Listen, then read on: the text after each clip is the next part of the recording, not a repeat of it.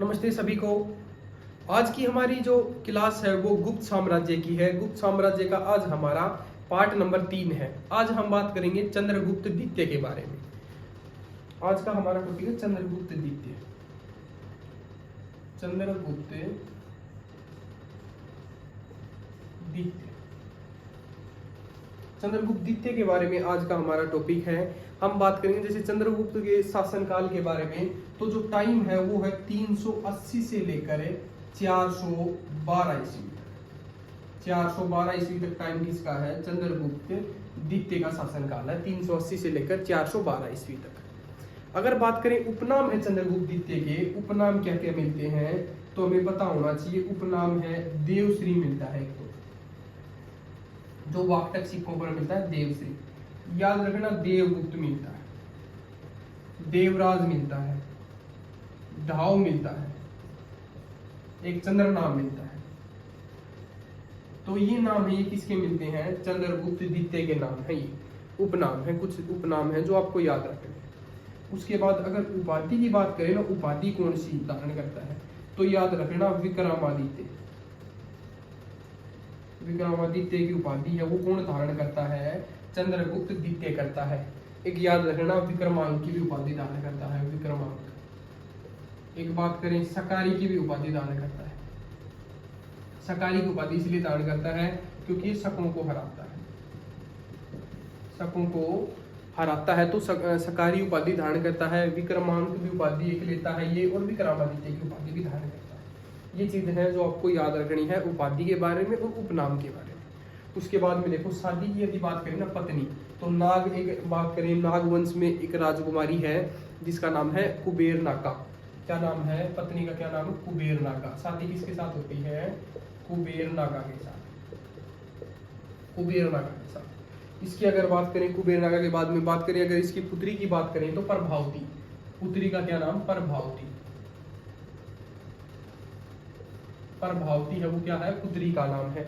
इसकी अगर बात करें शादी किसके साथ होती है तो आपको याद रखना है, एक जो वाकटक राजा है रुद्रसेन सेकंड, रुद्रसेन द्वितीय, इसके साथ शादी किसकी होती है? प्रभावती की शादी होती है रुद्रसेन सेकंड के साथ। वाकटक राजा है जो रुद्रसेन द्वितीय वाकटक राजा है। मैंने आपको बताया जो देवश्री नाम है ना, ये जो वाकटक जो सिक्के है ना, वाकटक सिक्के, उनसे हमें जानकारी मिलती है। वाकटक सिक्के है ना, उन पर देवश्री नाम लिखा हुआ मिलता है चंद्रगुप्त द्वितीय का। चंद्रगुप्त द्वितीय का देवश्री नाम लिखा हुआ किस पर मिलता है? वाकटक सिक्कों पर मिलता है। ये चीज आप याद रखें। उसके बाद राजधानी की बात करें तो राजधानी, दो राजधानी है, एक राजधानी उज्जैन है और एक राजधानी पाटलिपुत्र है। ठीक है, दो राजधानियां हैं। जैसे एक की बात करें उज्जैन है और एक की बात करें तो पाटलिपुत्र है। दो राजधानियां हैं, ये चीज भी आपको याद रखनी है। बात करें साहित्य एवं कला का सबसे ज्यादा विकास हुआ है वो चंद्रगुप्त द्वितीय के टाइम में हुआ है। साहित्य और कला का, साहित्य और कला का अगर विकास की हम बात करें ना तो किसके टाइम में हुआ है? चंद्रगुप्त द्वितीय के टाइम में हुआ है। साहित्य और विकास का अगर बात करें, साहित्य और कला का विकास हुआ है वो किसके टाइम में हुआ है? चंद्रगुप्त द्वितीय के टाइम में हुआ है। प्राचीन इतिहास का स्वर्णकाल किसे कहते हैं? गुप्त काल को कहते हैं। ये मैंने आपको बताया था, प्राचीन इतिहास का स्वर्णकाल किसे कहते हैं? गुप्त काल को कहते हैं। इसके समय में नवरत्न भी हुए हैं, उसकी भी बात करते हैं। जो चंद्रगुप्त द्वितीय है, विक्रमादित्य है, उसकी बात करें, उसके समय में नवरत्न हुए हैं। कौन कौन से हैं नवरत्न, उनके बारे में हम बात करेंगे। नवरत्न हुए हैं, पहले की बात करें तो पहला कालिदास। कालिदास कालिदास की बात करें तो कालिदास का एक नाटक है अभिज्ञान शकुंतलम। तो ये चीज याद रख लेना, एक नाटक है अभिज्ञान, अभिज्ञान शकुंतलम। अभिज्ञान शकुंतलम है, ये किसका नाटक है? तो याद रख लेना, कालिदास का नाटक है। मेघदूत है, राजवंशम है, तो ये जो नाटक है वो किसके हैं? कालिदास के हैं। ठीक है, एक मालविकाग्निमित्रक भी है। ठीक है, ये भी याद रख लेना, मालविकाग्निमित्रक। तो ये भी नाटक किसका है? कालिदास का। अभिज्ञान शकुंतलम है, मेघदूत है, राजवंशम है, ये आपको याद रखना है कुछ। तो ये सबसे ज्यादा याद रखना है, जिसका यूरोपीय भाषा में अनुवाद हुआ है, यूरोपीय भाषा में अनुवाद हुआ है, ये भी चीज याद रखना। उसके बाद देखो, अगला हम बात करेंगे भ्रामयार के बारे में।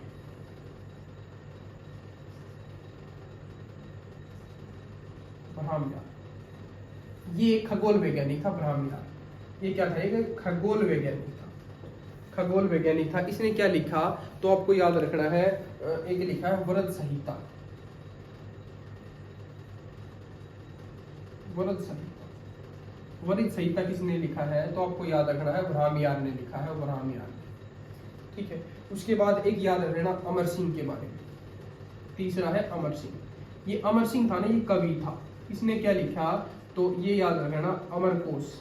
अमर कोश किसने लिखा या अमर शब्दावली है वो किसने लिखी तो अमर सिंह ने लिखा। ये एक कवि था। ठीक है, ये चीज याद रखना। उसके बाद 3 हो गए हमारे। उसके बाद हम बात करते हैं, चौथा है धन्वंतरी। धन्वंतरी के बारे में देखो हम बात करें तो ये एक वैद्य था। चिकित्सा के बारे में एक आयुर्वेद लिखा इसने, ये याद रखना आयुर्वेद। आयुर्वेद है ये किसने लिख लिया? धन्वंतरी ने। ये एक वैद्य था। क्या था? वैद्य था। चिकित्सा के बारे में जानकारी। जैसे बात करते हैं चिकित्सा के क्षेत्र में एक पुरस्कार भी दिया जाता है जिसका नाम है धन्वंतरी पुरस्कार। धन्वंतरी पुरस्कार है चिकित्सा के क्षेत्र में दिया जाता है। ये भी चीज आपको याद रखनी है। उसके बाद देखो हम एक बात करते हैं धन्वंतरी के बारे में, बेताल भट्ट के बारे में। बेताल भट्ट इसी भी बोलते हैं, बेताल भट्ट है। इसमें क्या है कि ये राजा से सवाल पूछता है कि विकट परिस्थिति में एक राजा का क्या धर्म होता है। तो जो चंद्रगुप्त द्वितीय है ये सारी बातों में सफल होता है। तो ये भी चीज याद रख लेना। इसका एक ये याद रखना मत्र शास्त्र है, मत्र शास्त्र। इसने क्या लिखी? मत्र शास्त्र लिखी। ठीक है। उसके बाद एक याद रखना अक्षपणक। ठीक है, ये अक्षपणक के बारे में भी आपको याद रखना है कि जो अक्षपणक है ना ये ज्योतिष था। इसने क्या लिखा? ज्योतिष शास्त्र लिखा। जो अक्षपणक था ना ये क्या था? ज्योतिष था। ज्योतिष था। इसने क्या लिखा? ज्योतिष शास्त्र, ज्योतिष शास्त्र लिखा। ज्योतिष शास्त्र अक्षपणक है ये, ज्योतिष था, ज्योतिष शास्त्र लिखा जिसने। उसके बाद 7वां हम बात करेंगे घटकपर्क के बारे में। जो घटपर्क है, घटकपर्क के बारे में बात करते हैं जिसे हरिसेन भी नाम मिलता है। हरिसेन, ये हरिसेन भी मिलता है नाम, घटपर्क भी मिलता है। तो ये नाम है, ये भी आपको याद रखना है। 7वां है हमारा जो नवरत्न है उसमें 7वां आपको याद रखना है। उसके बाद में एक याद रख लेना वररुचि के बारे में। वररुचि ये एक व्याकरणाचार्य था। व्याकरणाचार्य था। बात करें संस्कृत है ना, संस्कृत में जो व्याकरण में ग्रंथ है जो लिखे वो याद रख लेना, वररुचि ने लिखा। 9वां याद रख लेना शंकु के बारे में। मैथ में भी हम पढ़ते हैं जैसे शंकु, तो शंकु के बारे में याद रख लेना। 9वां है जो वास्तुकला था। ठीक है, ये बात करें वास्तुकला से संबंधित था। वास्तुकला ये वास्तु जो शंकु है ना इसने क्या लिखा तो शिल्प शास्त्र लिखा। ये भी चीज याद रखना। शंकु ने क्या लिखा? शिल्प शास्त्र लिखा। ठीक है, शिल्प शास्त्र किसने लिखा? शंकु ने लिखा। ये भी चीज आपको याद रखनी है। ठीक है। उसके बाद एक चीज ये भी याद रख लेना इसके बारे में, चंद्रगुप्त द्वितीय है ना, इसके बारे में देखो। इसमें इसके टाइम में एक आया था चीनी यात्री फाहियान।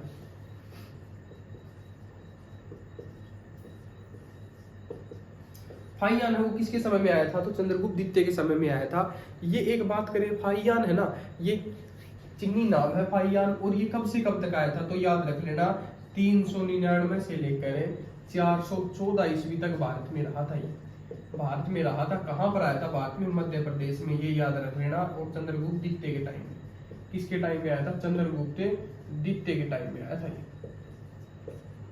चंद्रगुप्त द्वितीय के टाइम में आया था।